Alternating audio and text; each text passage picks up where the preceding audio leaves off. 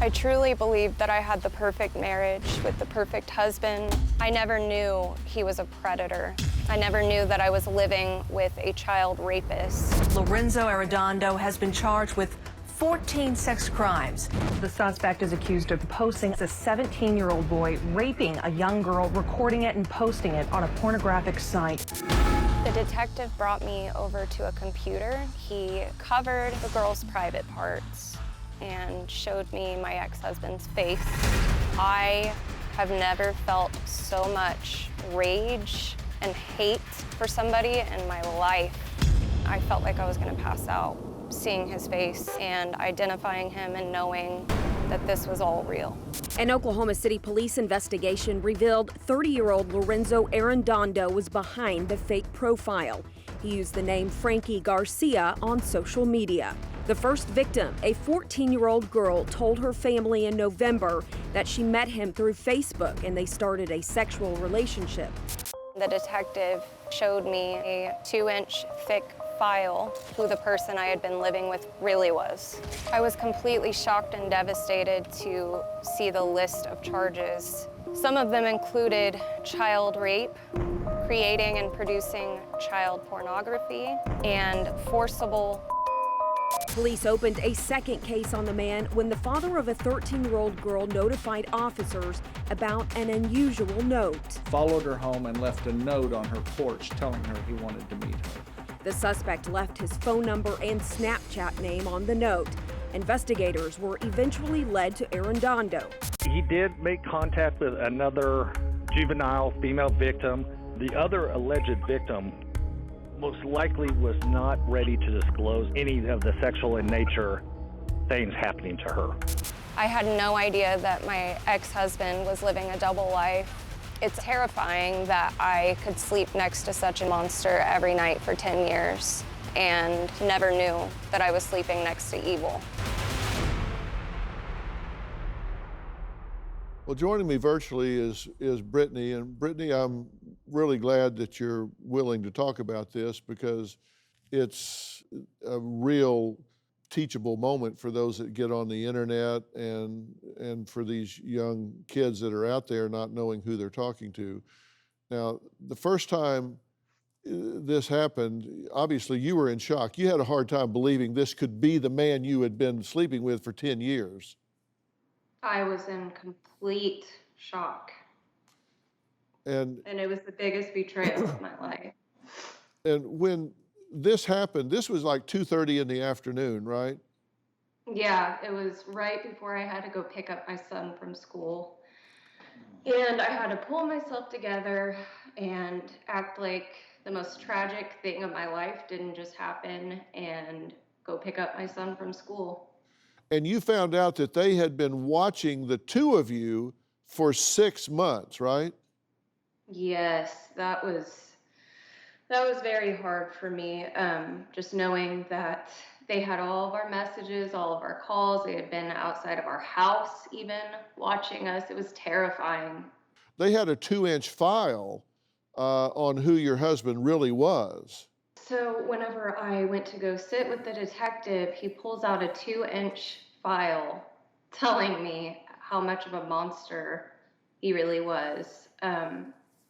One of the things specifically that really stuck with me was he would take advantage of the time dropping our son off at school to prey on children that were walking to school. And the detective showed me one text specifically where he texted a little girl that she looked sexy with her backpack on walking to school. So he was using your son as a prop, essentially, to have a reason to be around all these children. Yeah. Once she actually saw her videos on a pornographic site online, was it her or her parents contacted the authorities at that point? It was her mother at the time. Did my interview with the victim, the juvenile, and she confirmed that was her in the video with this suspect. He made a mistake and attached his email address to one of the porn sites that he downloaded the videos to that led me to him. I've been doing this for a long time, and this was very uncharacteristic. I was really expecting him to be a much younger type guy, maybe single, something to that nature, to actually find the time to be flirting or getting to know a teenage child. Brittany Arredondo was married to the suspect Lorenzo Arredondo. They had a family and life, and in January, when Lorenzo was arrested, she said there were no warning signs. She honestly thought she had the perfect marriage when I interviewed her. She never called me a liar, but you could tell that she was like, there's no way this could be my husband. I mean, it took convincing, and had to share information with her till she actually realized, my Lord, this is my husband that's doing this. About a month after the arrest, I finally worked up enough courage to finally go into my bedroom because I wanted to collect Lorenzo's stuff and burn it to kind of help me be able to heal a little bit and also to get his stuff out of the house. And I find a secret phone, a second phone. The most horrific, disgusting things were on that phone. What I found made me realize even more of how much of a monster he was. There were videos of him following women and children throughout the store and recording them in inappropriate places and preying on them. I also found adult porn on the phone, and I immediately called the detective, and then I received a Facebook message from a 19-year-old girl. She told me that she was actually Lorenzo's girlfriend, which was absolutely shocking. While I was on a business trip to Florida, he left our kids at home by themselves. She claimed that he picked her up, brought her to my house, and then had sex with her in my bed.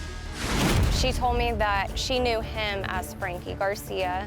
She claimed that they had a whole life planned out. They were even going to have a baby. My ex-husband was leading a double life, and I had no idea.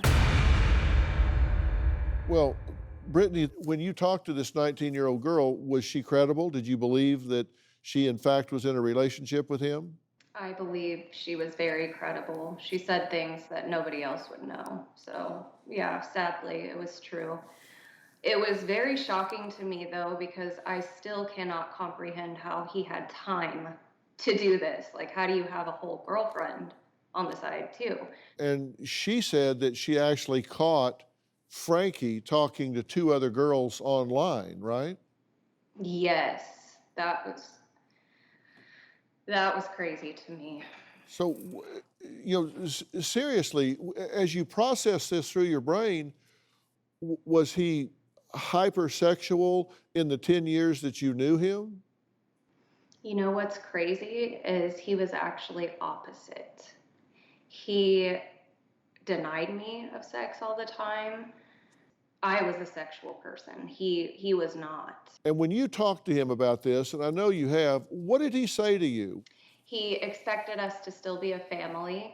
He expected me to still be the loving, loyal wife and be devoted to him still and stand beside him through this.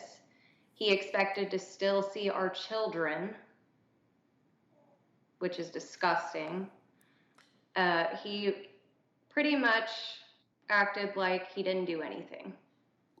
After taking a plea deal and being sentenced to 15 years for his crimes against a teenage girl, Lorenzo wrote letters to Brittany saying exactly that he expected her to stand by his side and that he wanted those children in his life, pleading with her, expecting that she would deliver those children right into his hands. We'll be right back.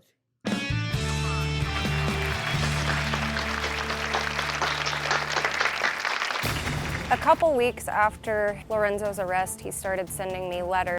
The thing that has haunted me the most is thinking back to certain moments and realizing those were red flags.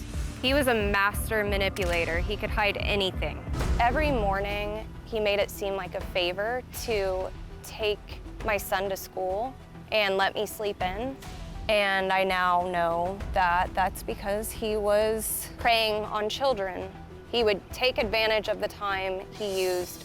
He eventually started denying me sex. He would go buy me surprise gifts and presents, and I now know it was to go stalk women and children at the store. I am almost positive that he's committed a lot more crimes than we know about.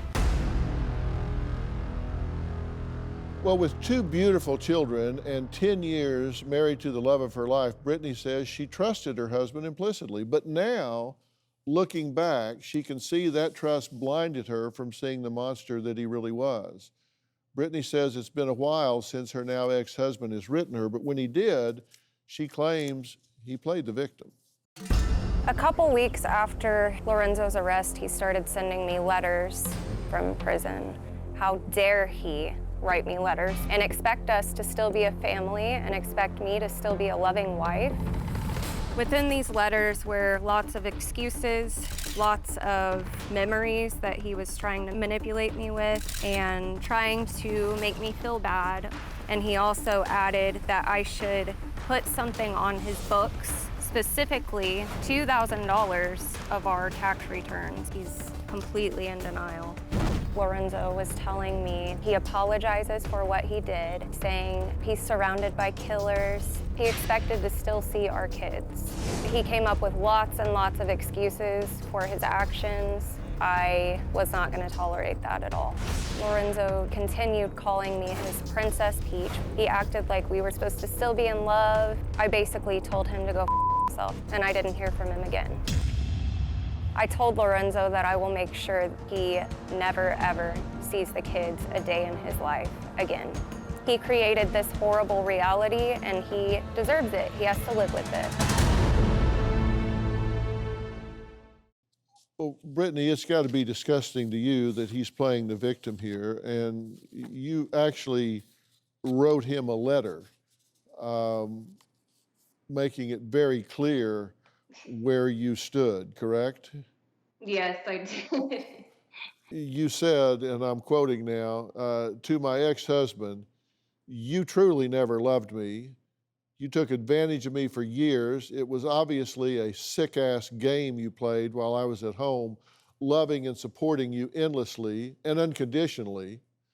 I'm obviously not your soulmate. A soulmate would never do this to their love. But thanks to you, I found mine. You're now surrounded by killers, violence, and liars. That's exactly where you belong. Stop trying to manipulate me. I'll never be yours again. You can rot and blank completely off. Sincerely, your ex-wife." That had to be cathartic to write that letter to him and get that off your chest. It was very healing to write that letter. Did you send this letter before or after you burned all of his belongings? I sent that after. Burning his stuff was very healing for me, and then it gave me the strength I needed to go ahead and send the letter. And what motivated you to do the TikTok video? I specifically did it just to make other women and children not feel so alone, because whenever I was going through it, I felt completely alone.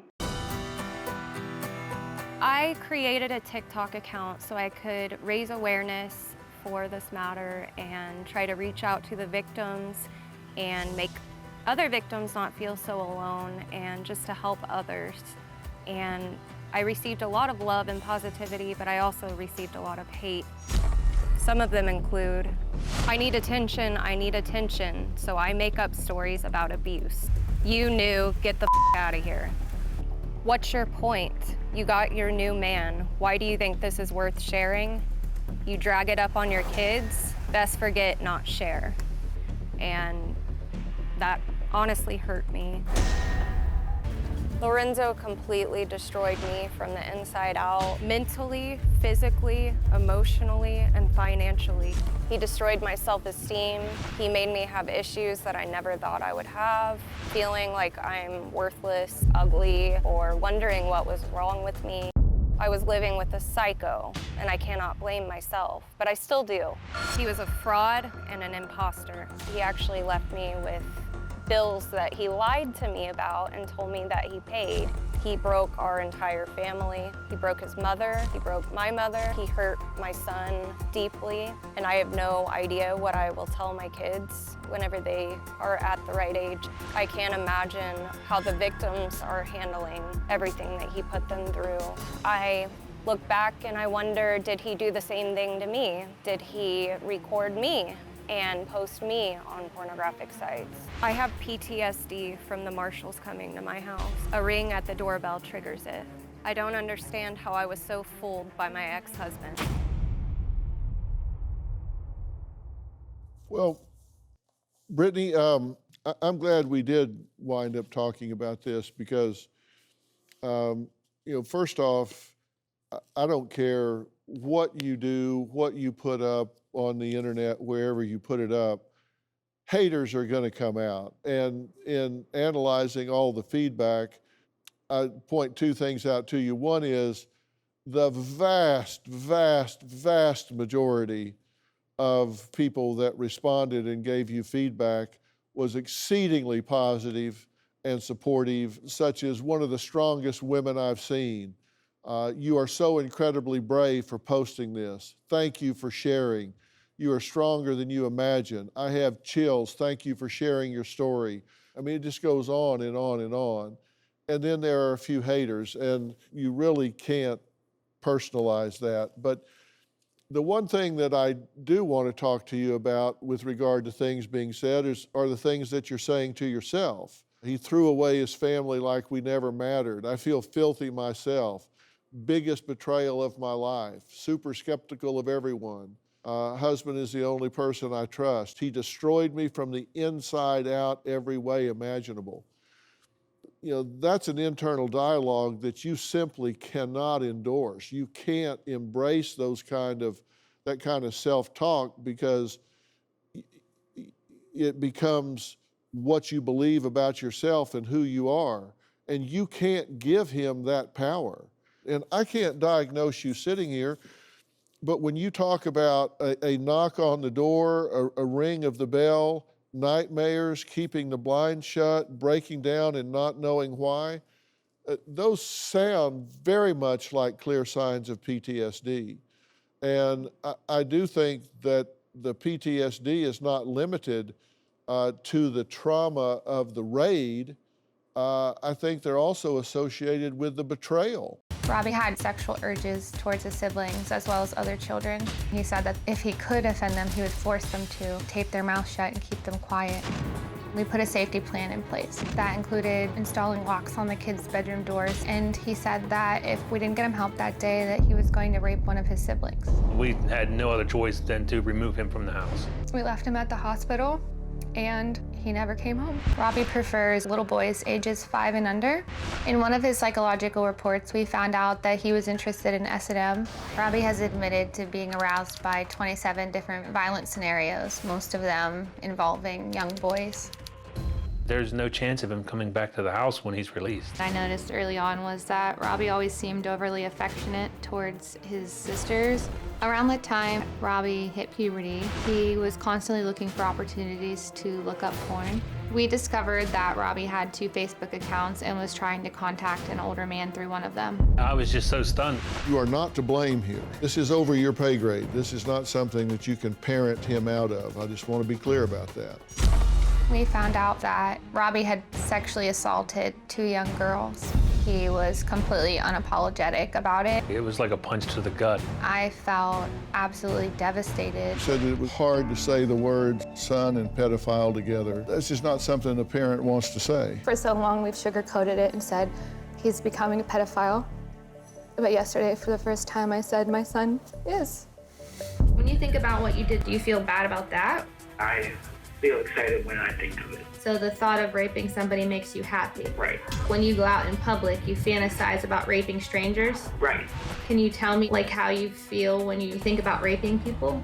It gives me joy, excitement, peaceful. How do you think that they would feel? I don't think twice about how other people would feel. I just think of how I would feel. If you bring him home, you will lose all 6 children because Child Protective Services will descend on you like SWAT team and take them all out of the home. This is not a psychological condition. This is a medical, neurological condition. I've searched high and low looking for other treatment facilities, but I just keep falling short. The clock is ticking, and very, very soon, this child is going to be on the curve. Some days it's hard looking at these pictures because they used to be up on the wall, and now there's just nails where his pictures used to hang. And I know that for the sake of my other children, the pictures needed to come down. It's just this little piece of me that feels like it's missing and is just sad inside. And then we have this closet where we keep all of his stuff. It's really hard to look in here because when I look at his stuff, I just remember a different child. I remember the little boy who hit his first ball and took off running around those bases, and he was so proud. I just don't have it in me to get rid of his stuff. I keep his bedding and I never washed it. So when I miss him, I can still smell him on it. Because believe it or not everything about that child is bad. There was also the good. And I do miss him. I miss him every day. If he can't get better, at least his story can help someone else get better. Together, we can make a real impact and a difference. And if nothing else, he deserves to give others hope. You're still in contact with Robbie on a regular basis, correct? Yes. And what is your assessment of him now as his mother? Do you believe he's where he needs to be, or do you believe he would be a threat to children if he was free in society? I do not feel that he could live among people normally. I think that the best course of action is certainly to keep him in treatment until he can realize the impact his actions would have upon his victims. And if we can't build that empathy, then I'm afraid that he would hurt so many others. Mm-hmm. Well, I've been talking with Kristen and Brittany, both who have had someone they love commit sexual assaults against children. And I'm proud to say that both of these strong and courageous women have used their life stories to help others who are suffering in silence, living in shame, confusion, not knowing what to do, where to turn, how to get help. And we get so much feedback, and I can tell you that people are desperate for the kind of information that both of you are sharing. I feel like I have found peace in helping other people, and I've also gotten messages from all sides of this. I've helped victims in another country to get help, and also perpetrator get help before he victimized again. And so for me, it's extremely empowering to reach people and help them to get the help that they want and need. And if we can't change Robbie, we're still going to work hard to save others. Yeah. Well, you know, 19 years ago, when we launched Dr. Phil, I made a commitment that one of the things I was going to do is talk about the silent epidemics in America. Because I can tell you, 19 years ago, you just didn't talk about these things in polite society. You didn't talk about what Brittany's been through, what you, Kristen, have been through. But by talking about it, it does help other people. And for both of you, this isn't something you ever get over. It's happened to you, and nothing will erase that. You don't get over it, you get through it. You move on, you get through it, you find meaning to the suffering, and that meaning is in learning from it and helping others and moving forward. Thank you so much for bringing awareness to this topic, because it is near and dear to our heart, and it's all we can do is be an army together and bring awareness. Thank you both for coming on and talking about this today. It means an awful lot. I can't begin to tell you. Dr. Phil, thank you so much for having me on the show. It is an honor. I appreciate it so much from the bottom of my heart. Thank you. And if you would like more information about today's show, log on to drphil.com. And I'm going to have some information on there. You know, what are the warning signs, what to watch for, how to protect your children.